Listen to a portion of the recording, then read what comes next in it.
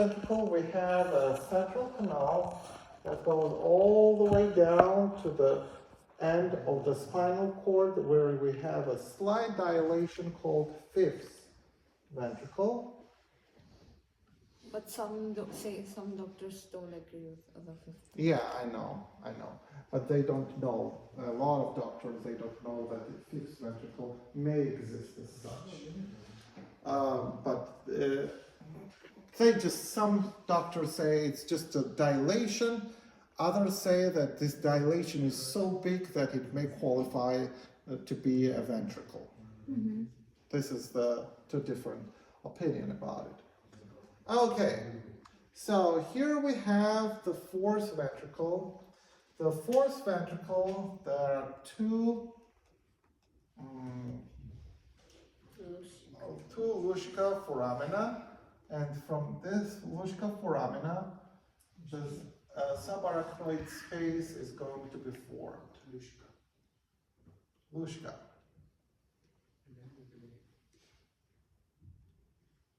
Luschka. In Russian, Luschka means spoon, actually.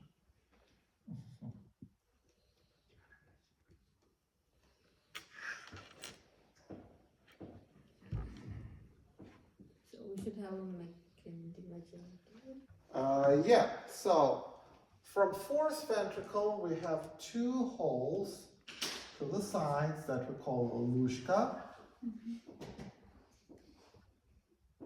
One Luschka, second Luschka. And you can remember that they are located laterally. So L is for Luschka, L is for L. And in the middle we have one M. M is for Magendie.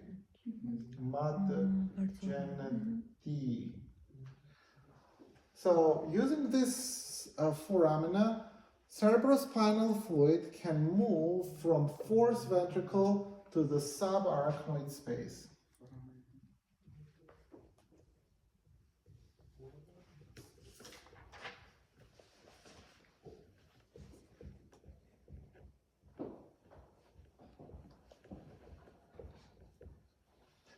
Okay, so the subarachnoid space is a space between arachnoid and pia, where we have what? Cerebrospinal fluid. What do we need cerebrospinal fluid for? Cushion. It is going to serve as a protective shield, right? Absorbent, shock absorbent.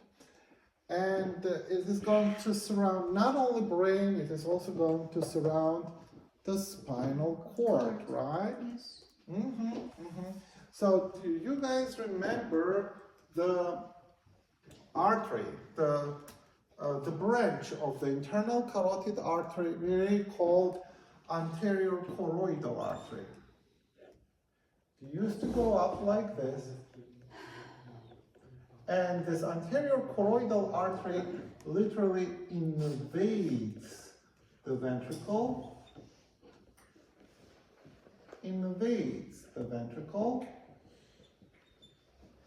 Not only lateral ventricles, is going to invade the third ventricle.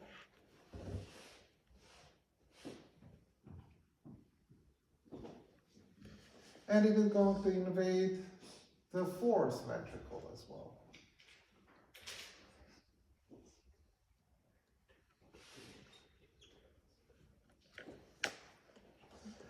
And these choroidal arteries are being surrounded by pia and ependymal cells. Pia and ependymal cells. Same likewise here, and here.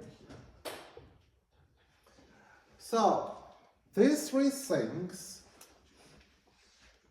choroid artery,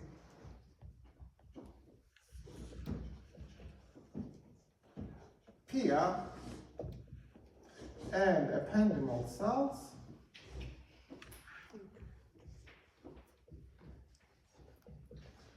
they form choroid plexus.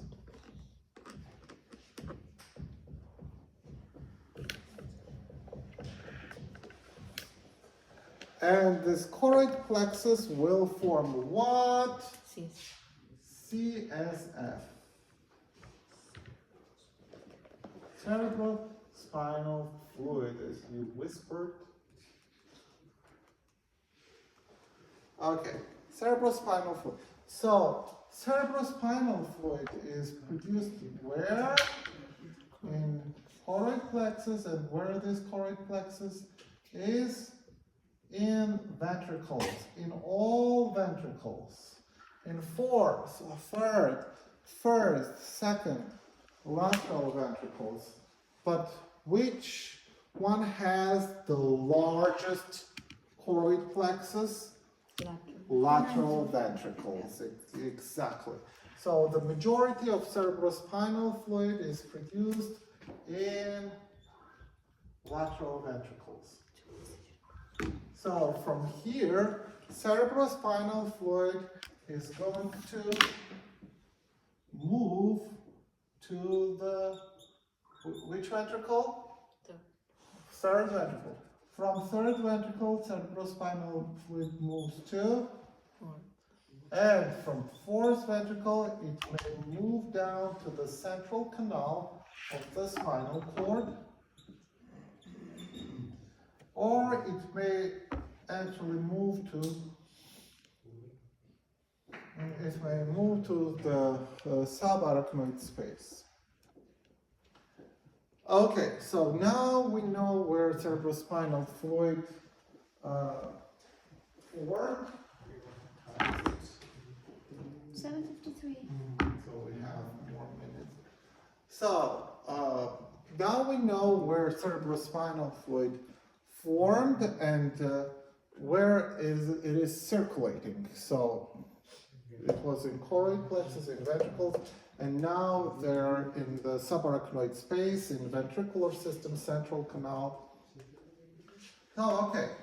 It just circulates like this. Around and around and around.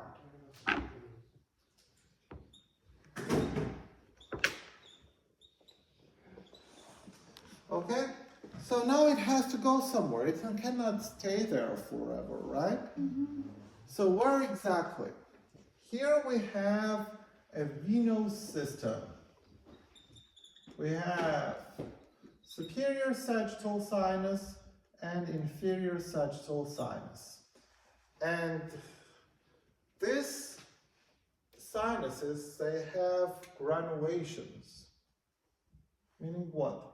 The subarachnoid space actually may invade here,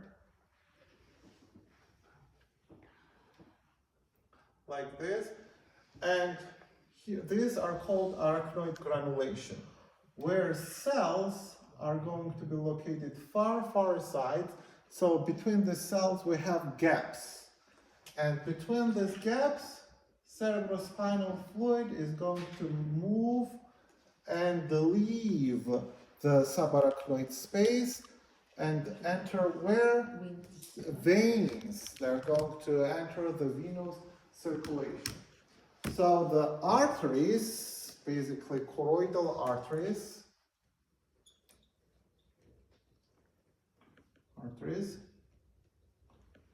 choroidal arteries delivered fluid to the ventricle. This fluid, this blood, basically, was filtered out by ependymal cells and pia.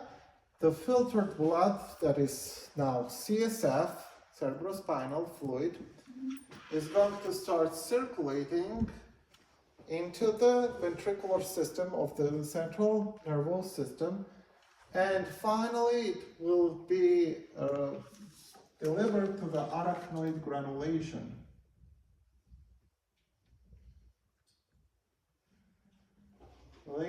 Or arachnoid villi. And this is where they're going to be filtered out and be delivered back to the circulation, now into the venous system. So arteries deliver blood to the CSF formation, and then CSF goes back to the circulation through the arachnoid granulation through venous system. All right? This is where fluid got formed, and this is where fluid is drained. Not only on the anterior choroidal artery, we also have posterior choroidal arteries. We have other choroidal arteries, but choroidal arteries are going to form choroid plexus. Okay, now, what else should we need to know? Let's talk about the veins. We mentioned the superior sagittal sinus. Superior sagittal sinus is located between two hemispheres on top. And we also have inferior sagittal sinus, and superior and inferior sagittal sinuses are going to be connected by the vein called straight sinus.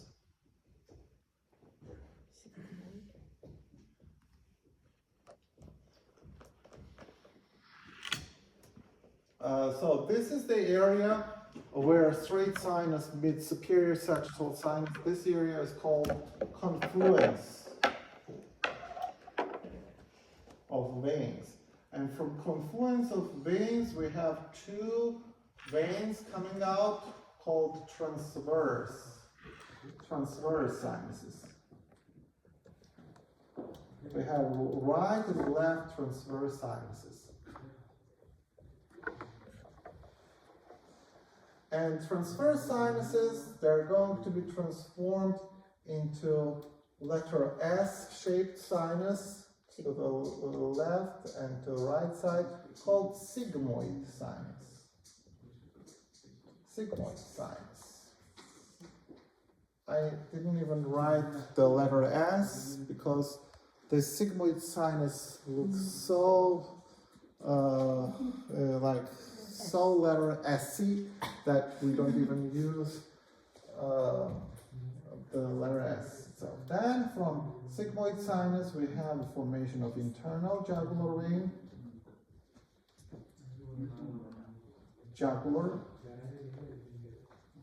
vein, and the internal jugular vein is going to join the subclavian vein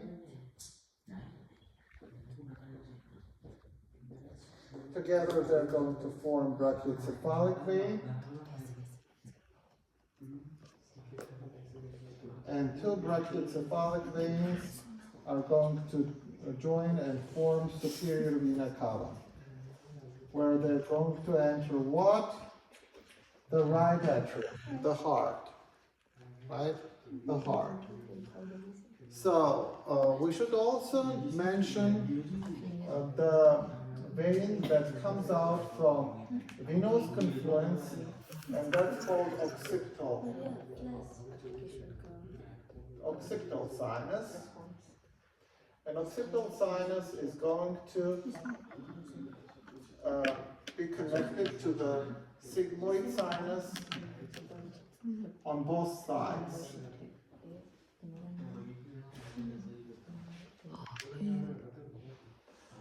To the right sigmoid sinus and to the left sigmoid sinus, we have two occipital sinuses. And beside this, we also have anteriorly the part of venous plexus that surrounds the pituitary gland.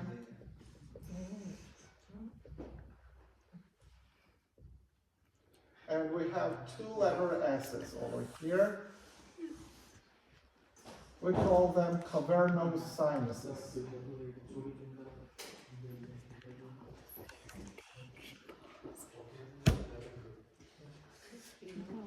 And from cavernous sinus, we have two veins attached to the transverse sinus, attached to the sigmoid sinus. That is superior petrosal. And inferior petrosal veins. Pituitary gland is in the spinal, petrous part of the... Petrous was in temporal bone. So this is in temporal? Yeah, that is going to be somewhere in the temporal region. Exactly. This is where Petrous process is located. And anteriorly we have two veins attached to the cavernous sinus. These are ophthalmic veins.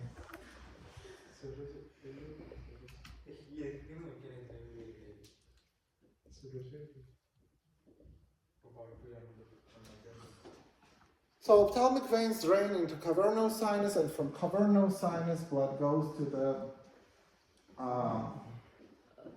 transverse sinus and sigmoid sinuses. All right. Isn't that enough? You will